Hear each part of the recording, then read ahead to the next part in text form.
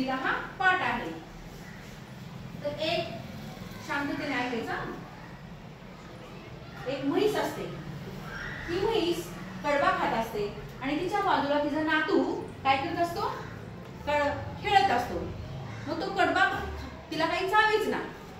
ती बाळाला, रेडकू बाळा इकडे रे म्हणते, माझे एक काम करशील? रेडकू म्हणाल, हो आजी सांगा.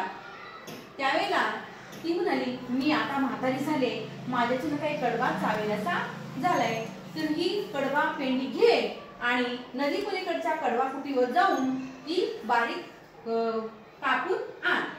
त्यावेळेला ते म्हणतं, ठीक आहे, माझ्या पाठीवर काय कर, एक पेंडी बांध आणि एक पोतं सुद्धा दे. मग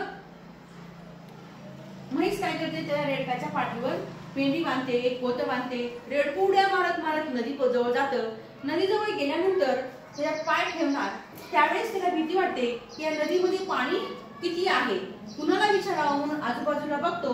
तिथे शेजारी कोण असतात, बैल काका चरत असतात. मग तो म्हणतो बैल काकांना, बैल काका या नदीमध्ये खूप पाणी आहे का हो? त्यावेळेला बैल काका म्हणतात, अरे जास्त नाहीये, गुडघ्या इतकंच तर पाणी आहे, तू आरामात जाशील. त्यावेळेला तो नदीमध्ये असा पाय ठेवला. तेवढ्या तिकडून एक खारुताई म्हणाली झाडावरून की, अरे विड्या, पाण्यात पाय ठेवू नको, मागे फिर. त्यावेळेला ती म्हणतो, अगं बैल काका तर म्हणाले होते की गुडघे इतकंच तर पाणी आहे. पण ती म्हणाली, नाही, काल माझी मैत्रीण वाहून गेली, असा वेळेपणा करू नको, चल मागे फिर. त्यावेळेला रेडकाला वाटायली भीती. रेडू वापस गेलं आणि वापस गेल्यानंतर म्हैस म्हणाली, का रे एवढ्या लवकर का वापस आलास? कडबाकुटी काय बंद होती का काय? तर रेडकू म्हणालं, नाही, नदीला खूप पाणी आले. त्यावेळेला म्हैस म्हणाली, सकाळी तर गाढव दादा म्हणाले की पोटा इतकंच तर पाणी आहे, जास्त काही नदीला पाणी नाही.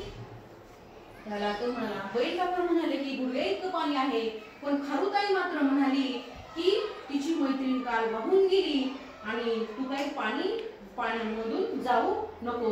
त्यामुळे मला काय वाटली, भीती वाटली.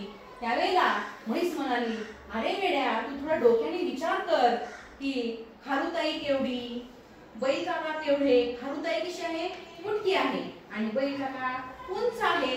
मग तू पुन्हा एवढा आहेस, बैल काका एवढा आहेस, है की नाही? मग तुला भिण्याचं काही कारण आहे का?